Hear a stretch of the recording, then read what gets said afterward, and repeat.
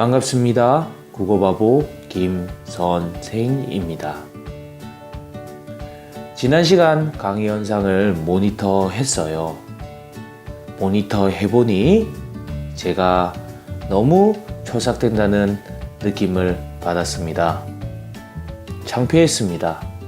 그래서 이번 강의는 촐싹대지 않고 흥분하지 않고 차분하게 진중하게 그런 강의를 진행 못하겠습니다, 여러분. 답답해 죽겠네. 못하겠어요, 여러분.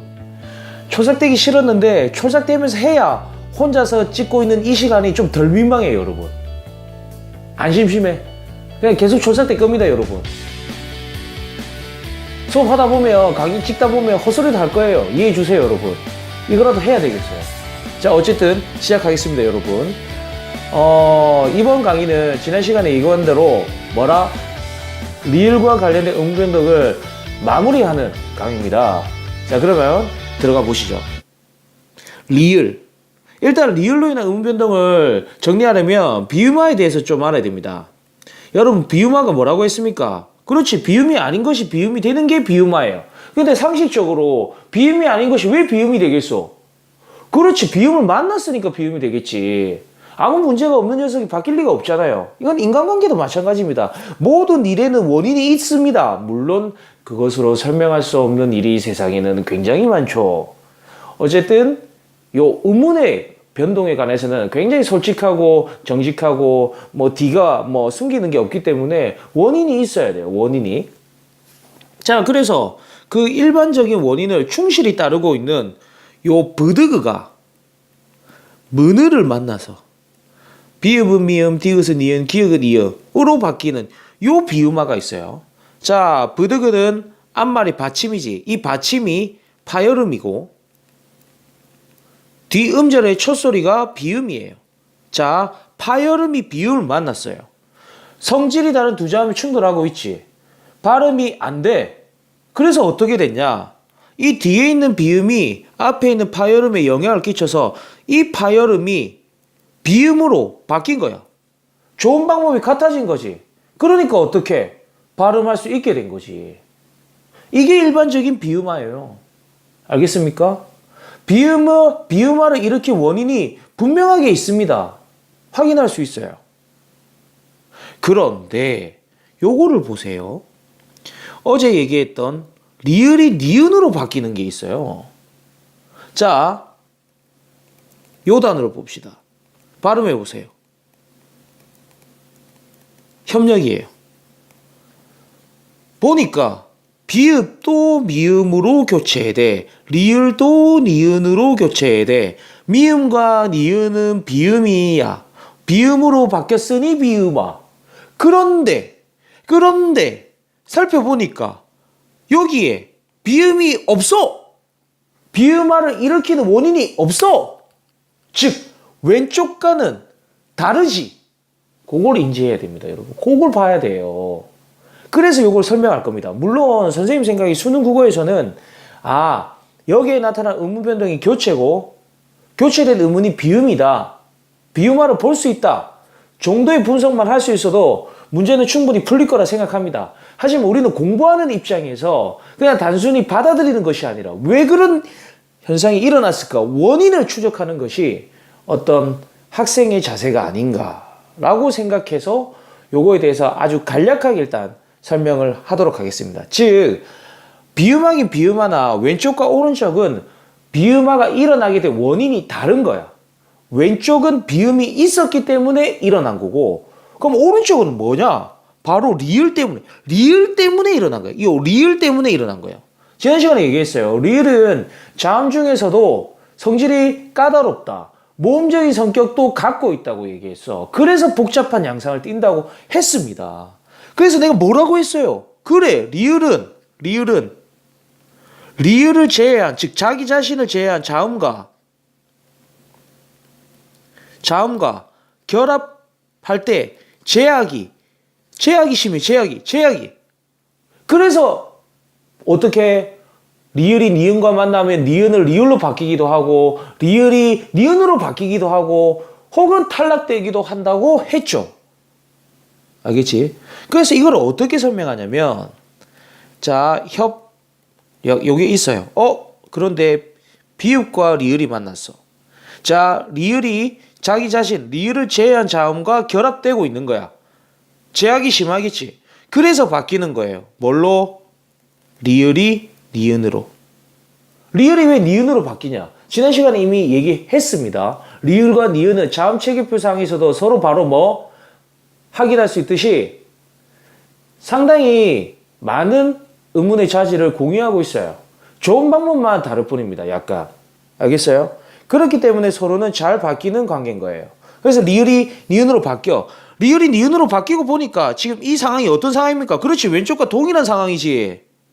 그래서 받침의 비읍이 비음을 만나서 미음으로 바뀌는 겁니다. 이렇게 설명해요. 물론 이렇게 설명하지 않는 교수님도 계세요. 다른 쪽으로. 그렇기 때문에 우리가 이렇게까지 뭐 꼼꼼하게 파악할 필요는 없습니다. 여러분도 그러니까 부담 갖지 말고 어쨌든 음운의 교체 현상이 일어나고 있구나. 교체된 결과를 보니까 비음이 아닌 것이 비음으로 바뀌고 있구나. 이 정도만 이해하고 있으면 됩니다. 알겠습니까? 어쨌든 핵심은 왼쪽은 비음화를 일으키는 원인이 분명히 있다.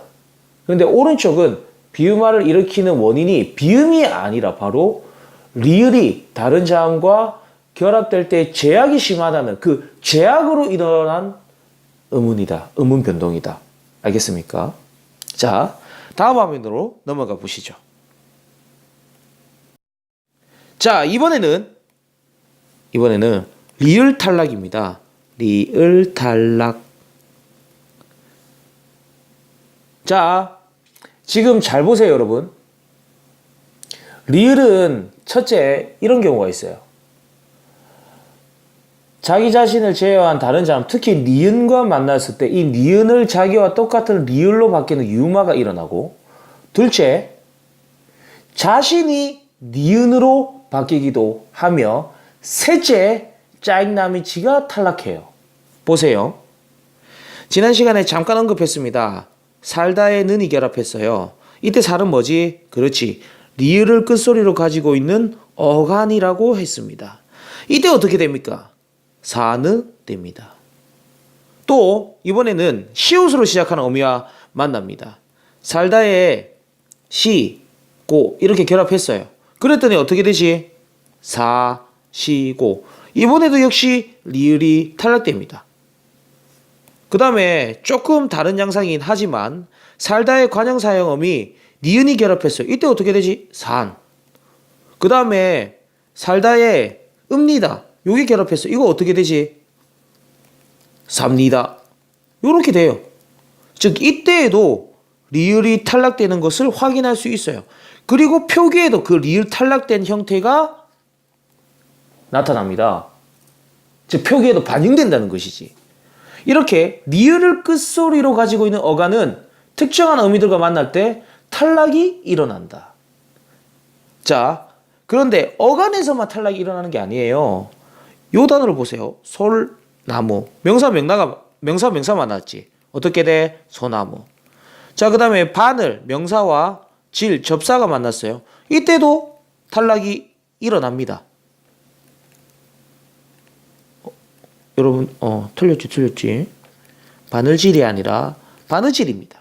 어떻게 돼? 리을이 탈락해. 즉, 리을을 가지고 있는 명사에서도 탈락이 일어나. 그런데 어간에서의 리을 탈락과 요 명사에서의 리을 탈락은 조금 성격이 달라요.